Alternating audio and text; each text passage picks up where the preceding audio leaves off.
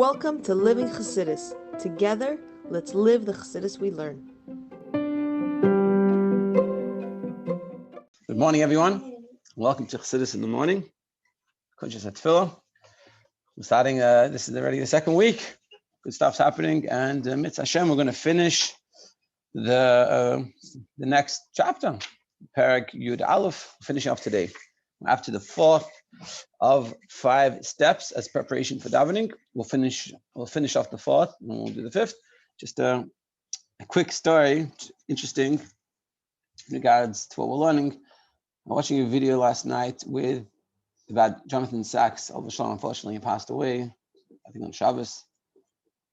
So they had some interviews that Jem had interviewed with him, and he said that what connected him, what got him connected with Chabad, was that he came to 770 and he saw people davening for Avodah, and he noticed that they changed. He physically saw them change from before their davening to after davening.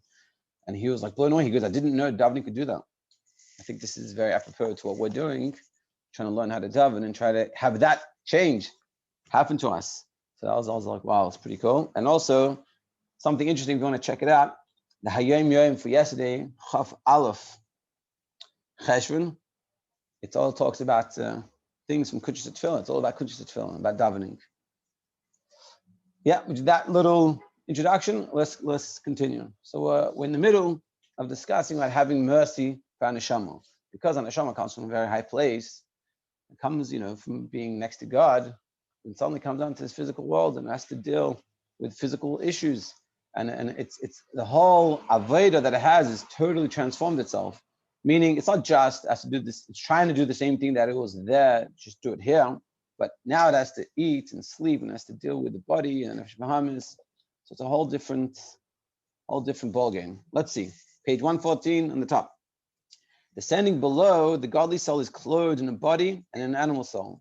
Then, even the soul's avodah in one's mind and heart is altogether in a different sort compared with its prior service. So even when it does do avodah with the mind and with the heart, it's totally different than what it was before it came down. Even this low avodah requires prodigious and immense toil. And even if you're doing the right thing, but the amount of effort it has to put in is infinitely more than what it had before. It's like running, and suddenly you start running on sand. I know how to run, but running on sand is totally different. So much more of an effort. So it's within the neshama. Well, before it came down, all the avodah that it did was easy, it was nice, it was fun.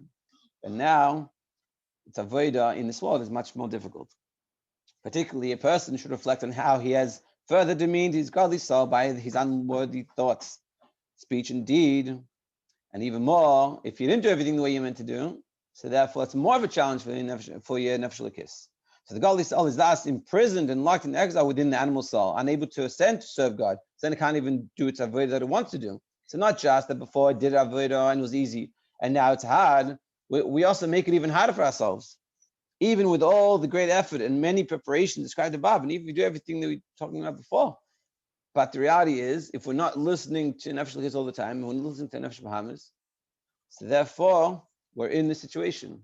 Thus, the sorry plight of the soul is exceedingly great and utterly stark. So therefore, we have to feel bad for the nefesh l'kis.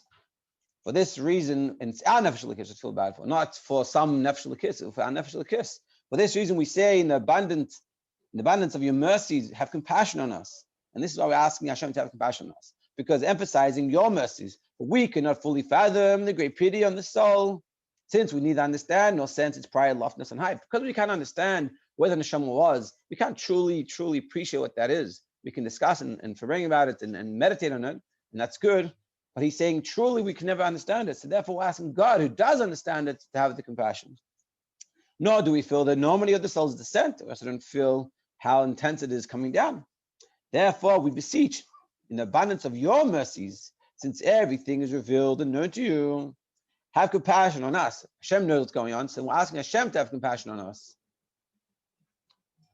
The optimal time to awaken this abundant mercy is during the blessing of Avos Olam. The best time to do this is Avos Olam.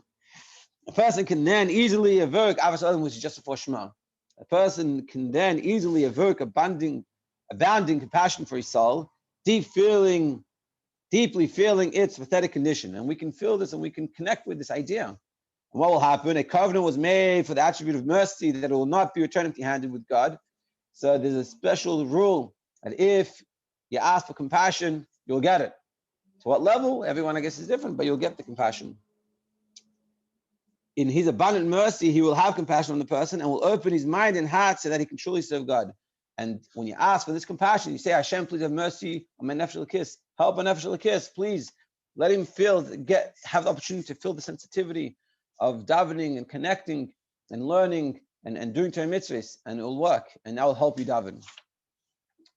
And that's the fourth step, having compassion on nefesh elokis, thinking about nefesh elokis, thinking about where it came from and where it's gone, and have we been helping the nefesh elokis? Have we been on his team, or have we been against it? And if unfortunately we have, which I'll speak for myself, for sure I have plenty of times, and I'd say probably plenty of times during the day, we're working on it. What will happen is when we have that compassion, we ask God, especially in Avos Olam, we read and we understand what we're reading in that prayer, that will help us be more connected to it, which will open ourselves up more to be able to daven and connect with the davening and transform ourselves. Number 5, standing before the Blessed Ein Sof, the specific preparation for the Amidah prayer. So what's the preparation for Shemona Esrei? Is that a person should reflect on how he stands before the King of Kings, the Holy One, blessed is He. He speaks to him directly. Blessed are you, you are powerful, you are holy, you bestow understanding. Return us our Father. See, all these words are you. We're talking to God, not talking something somewhere, I don't know. He's saying, God, you have to appreciate God is standing next to you, so to speak, and you're talking to him. And you have to understand this, you have to realize this. This preparation is particularly apparent when one contemplates briefly with this concentration, the greatness and exaltedness of Ein Sof. And not just that you think you're standing in front of God, but you have to think about, what does that mean that I'm standing in front of God? What level of godliness are we talking about? I'm talking about the level of godliness that it's manifest in creation, which is a much lower level of godliness. Hey, it's a good level, but there are different levels. So what level are we talking about? How everything is not before him, even the loftiest of levels. So we're talking about not that level of God, how he creates the world and keeps the world in existence. We're talking about the level of God way above all this. As the saying, the Dos Supernal Keser is a white light, a glistening light. It is black in relation to the cause of all causes. So even Keser, which is the highest levels that we can really appreciate, Keser is that point that goes from infinity to the ability to have a world, something separate, a feeling of separateness to a certain extent. It's even way above Atzilus, which is the highest levels we can even think about. And if we understand, and the more we understand these levels, the more we can think about what that means. And he's saying the level of Keser, which is the highest levels, it's like, whoa, the highest, amazing. It's bright light. For us, it would be like blinding. It would be like looking at the sun spiritually. But in comparison to the cause of all causes, in comparison to the level of godliness, we're davening, we're talking to during davening, during Shemona Esrei specifically, that level is dark. It's like dark in comparison. How great the light of that level of godliness we're davening to. We'll skip the brackets. Just talking about where it says other places in more detail about this. So all illuminations are darkened before him. The level of godliness we're davening to, that we're speaking to when we're davening, everything that is illuminated, brought out, is all dark in comparison to this level. In as much as they are all only a quality of light that is utterly removed from his essence, because they're all removed from his essence. In comparison to his essence of God, it's all darkness. And the essence of the luminary is always manifest, since it is present everywhere. For the state of concealment and revelation are utterly inapplicable to him, because saying concealment and revelation on this level, on God's essence, it's you can't even say that. God forbid, it's a else, because it's everything. That is it. It is before the blessed and exalted one that man stands and prays. Page 118. And it's before that level that we're davening to. So when we think about that, that's like, whoa. And you spend 1 minute trying to think about this before you do Shemona Esrei. So suddenly when you start to say Shemona Esrei, you'll take it a little slow and you'll think about what you're saying. Like, whoa, I'm just speaking to God. Like, he's there and I'm speaking to him, I'm talking to him. And who am I talking to? God, not just the level of God. Like, talking about the highest of high levels. Just a quick story, just to break it up a little bit. That when my wife was in seminary in Tzfas, so she befriended this lady, this girl. I think she had a cousin in the seminary, that was Lubavitch. This girl was like one of a different Hasidic group. She's a very sweet, able person. And so one time they were davening, she stayed for Shabbos something, and they were davening. It was a Sunday. And the girl starts crying during davening. And Michal was like, whoa, like this girl's crying, like, whoa, what a davening. Like, she was very impressed, a little bit like maybe sad by the fact that she didn't cry during davening. And she, after davening, she asked her, she's like, I noticed that during davening you were crying. Like, what brought you to such a feeling? So she said, when I was in school, I don't know if it was in seminary or in school, she goes, we got taught that when we daven, we should think about how there's a lion running after us, chasing us, and where it's chasing us, it's running after us, you know. And everybody watch like one of these animal documentaries in National Geographic, and you see the lion chasing its prey and capturing it, you know, killing it and eating it. And so that's what that was her meditation. And so like it freaked her out. So she started like, she was crying. She was like scared of this lion coming to eat her. I don't know exactly how it ties back into the davening. I guess maybe you feel like that's how much awe I should have for God. So that was the meditation that she was taught. The Rebbe Rashab teaches a different meditation to realize where God is and what level of God we're talking to, and that's the level we're talking to. And it's like, well. So continuing on. So this can be better understood in light of what has been explained elsewhere on the verse, you are a God alone you have made. So contemplating all this, the person will be filled with a tremendous awe. So we think about all these levels and how we're davening to not the level of God as He creates the world, not the level of God how He's about creation of the world, but the level of God that it's even Keser, which is the lightest of brightness of bright, is darkness in front of Him, and that's who we're speaking to. The contemplating all this, the person will be filled with the tremendous awe, and in his soul will be a state of inner nullification. And you'll be in this level of like humility, like whoa, like whoa, you know, and it just like sort of make you feel small in a positive way, like wow, you know, I'm so fortunate. It's like, you know, it's like you're go to the Yechidus or something, stand from the Rebbe, you know, you don't feel like so broad. You might feel, you know, you feel like this, like whoa, like I have this opportunity. And the more you do this and the more you get good at it, so to speak, the more you accustom yourself to do it, the more you'll have that feeling. This constitutes the principal aspect of the Amida, and this is what Amida is all about. Namely, that a person should become nullified specifically. Shmonesha is about nullifying yourself and being and feeling that you're in the presence of God Himself. See what is written elsewhere concerning the difference between Avodah of the side of Shema and the prayer of Amida, and see the difference in Shema and Amida. Shema is not that feeling. And even though, just a quick thing, that even though in Shemini Esrei, we daven for a lot of your needs, so you're feeling so small and so like humble and nullified in front of God, so what am I asking for my needs?